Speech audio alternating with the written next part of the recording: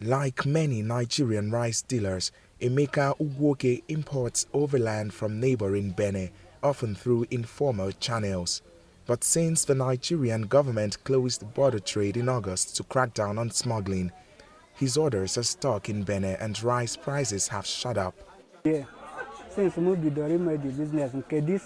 Since I started this rice business, this year is the worst because the border closure has affected many of our goods. The price of a bag of rice has increased by almost 70%. Trade channels remain open through Nigeria's water ports, but they remain clogged by poor infrastructure, bureaucracy and corruption. Nigeria's neighbors complain the suspension of border trade goes against the spirit of the African Continental Free Trade Area deal Abuja signed in July. But Nigerian authorities note that most border trade is illegal and say $8 million worth of smuggled goods have been seized so far. It's yielding so much positive results in terms of security, situation improvement. There's been very, very tremendous positive improvement on the side of security, and then economic activities have been stimulated. Our farmers are smiling to the banks.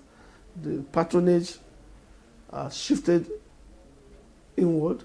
Rice farmers like Reston Tedeke have indeed benefited from the closed border. Let's put it blunt out there. The federal government should keep the borders shut. If you don't see foreign rice shop, what are you going to do? You're going to look within. While Nigerian authorities say the border will remain closed until at least January, economists warn the trade limit should not be permanent. And we need to promote trade. We need to liberalize trade. But it has to be done in such a way that they will promote employment, that will promote incipient growth and inclusive growth in our economies, but not undermine and destroy the trading relations. Rice trader Ugwoke says as long as border trade is banned, customers are also losing out on quality as standards of cheaper local rice are not as high as imports. Our customers complain that the local rice contains stones and sand particles, and honestly, I have opened some of them and confirmed it.